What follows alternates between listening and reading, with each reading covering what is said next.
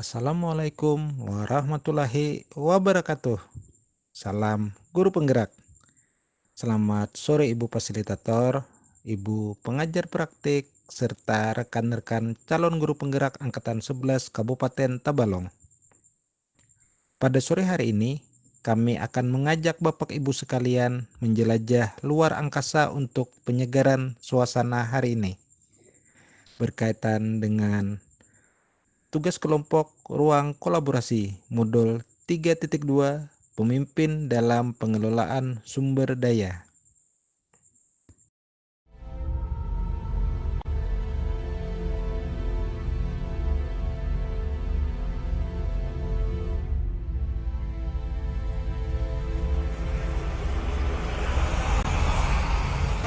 Ten, nine, eight, seven, six, five, four, three, two, one. Are you ready? Adapun kelompok kami, kelompok 2 terdiri dari saya sendiri, Nurhaniansah, Ibu Rahmi Sapitri, dan Ibu Jainah. Bersama Ibu Fasilitator dan pengajar praktik yang cantik-cantik, Ibu Farida Yuniar, serta Ibu Rabiatul Adawiyah.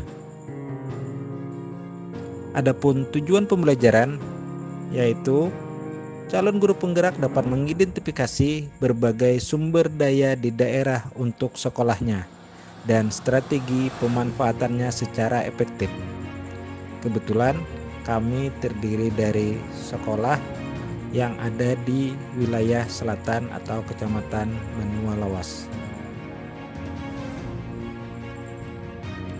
Identifikasi 7 aset atau modal pemanfaatan. Yang pertama, modal manusia. Yang kedua, modal sosial. Yang ketiga, modal politik. Yang keempat, modal agama dan budaya. Serta yang kelima, modal fisik. Yang keenam, modal lingkungan alam. Serta yang ketujuh, modal finansial. Untuk presentasi slide selanjutnya, ulun mintakan kepada Ibu Rahmi Sapitri. Kepada Ibu dipersilahkan. Strategi dan pemanfaatan aset atau modal. 1. Modal manusia. Antara lain, kepala sekolah memiliki pendidikan S1 untuk pemenuhan syarat administrasi pada data pokok pendidikan. Guru berkualitas S1 sebagai peningkatan kompetensi dan hampir semua guru sudah bersertifikasi pendidik. Profesi orang tua murid rata-rata petani dan penjahit dapat dimanfaatkan.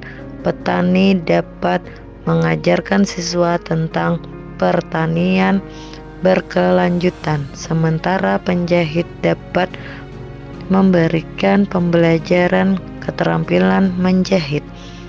Pengawas sekolah sangat membantu dan mensupport serta membimbing untuk peningkatan mutu sekolah dan sebagai penasehat kepala sekolah dan guru. Komite sekolah membantu dalam kegiatan sosialisasi kegiatan sekolah kepada orang tua atau wali murid. Peserta didik berpartisipasi dalam bidang keagamaan 6 kali juara umum tingkat kabupaten berturut-turut. 2. Modal sosial. Antaranya yaitu komunitas belajar di sekolah sebagai wadah berbagi praktik baik untuk meningkatkan kualitas pembelajaran. PGRI sebagai organisasi profesi guru. Rapat orang tua murid dan komite sebagai sarana komunikasi dalam menyampaikan informasi dari sekolah. Keyakinan kelas dibuat agar siswa menyadari akan nilai kebajikan yang dapat membentuk karakter positif. Tata tertib sekolah dibuat untuk melatih kedisiplinan murid. Komunitas belajar atau kombel antar sekolah sebagai sarana komunikasi dan guru-guru dalam meningkatkan kualitas pembelajaran. 3. Modal politik, diantaranya yaitu kerjasama dengan dinas kesehatan dari puskesmas, diantaranya pembagian obat cacing, program bias, atau bulan imunisasi anak sekolah untuk menjaga kesehatan siswa. Kebijakan kepala sekolah mengambil keputusan dapat bermanfaat untuk meningkatkan mutu sekolah. Kerjasama dengan perpustakaan daerah untuk meningkatkan minat membaca anak serta bantuan paket buku, meja, dan rak buku serta karpet untuk sekolah. Kerjasama dengan polsek setempat dalam kegiatan sosialisasi keamanan dan bahaya tentang obat-obatan terlarang seperti narkoba, jinet, dan lain-lain, beserta penggunaan sepeda listrik di sekolah. Untuk strategi dan pemanfaatan aset atau modal selanjutnya akan diteruskan oleh Ibu Jainah. Kepada Ibu Jainah dipersilahkan. 4. Modal agama dan budaya. 1. Keragaman suku dan ras atau Madura, Jawa, dan Banjar memberikan pemahaman tentang nilai-nilai kebajikan, budaya, dan adat istiadat. 2. Kerjasama dengan pemuka agama dan menjadikan tokoh religius sebagai narasumber pada acara keagamaan. 3. Dekat dengan pondok pesantren sehingga dapat diminta bantuan untuk mengisi acara pesantren kilat. 5. Modal fisik. 1. Tersedianya gedung bangunan yang memadai sebagai tempat untuk melaksanakan kegiatan belajar mengajar sekaligus memberikan kenyamanan bagi peserta didik dalam mengikuti seluruh rangkaian proses pembelajaran. 2. Tersedianya sarana prasarana seperti laptop, Chromebook, LCD proyektor, televisi, DVD, listrik, dan PDAM sebagai fasilitas kegiatan pembelajaran.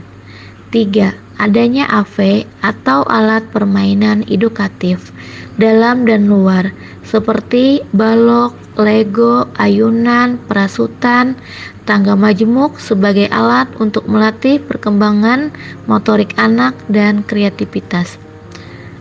4. Adanya halaman yang cukup luas sebagai tempat bermain dan juga tempat kegiatan olahraga. 5. Bangunan kelas yang nyaman bermanfaat dalam kegiatan proses belajar mengajar. 6. Jaringan internet yang cukup memadai yang dapat dimanfaatkan sebagai sumber belajar guru dan murid. 7. Perpustakaan yang dimanfaatkan untuk kegiatan membaca. 8. Bangunan kelas yang dimanfaatkan untuk kegiatan pembelajaran. 6. Modal lingkungan atau alam. 1. Tersedia lahan kosong yang dapat digunakan untuk pembuatan taman perkebunan. 2. Dekat dengan sawah dapat dimanfaatkan sebagai sumber belajar terutama tentang pemenuhan sumber pangan dan jenis profesi. 3. Dekat dengan sawah dan perkebunan dapat dimanfaatkan sebagai sumber belajar terutama tentang bagian tumbuhan. 4. Dekat dengan pasar dapat dimanfaatkan sebagai sumber belajar hitungan dan jual beli. 7. Modal finansial. 1. Dana BUP atau bantuan operasional pendidikan. Sumber dana untuk keberlangsungan pembangunan fasilitas dan operasional sekolah. 2. SPP atau sumbangan pembinaan pendidikan dari orang tua atau wali siswa dimanfaatkan untuk membayar honor guru, konsumsi minum guru dan tamu. 3. Dana DAK digunakan untuk pemenuhan rehabilitasi sekolah. 4. Dana BOS dapat dimanfaatkan untuk pemenuhan kebutuhan sekolah. Sekian, terima kasih dari kelompok kami. Salam dan bahagia. Tergerak, bergerak, dan menggerakkan.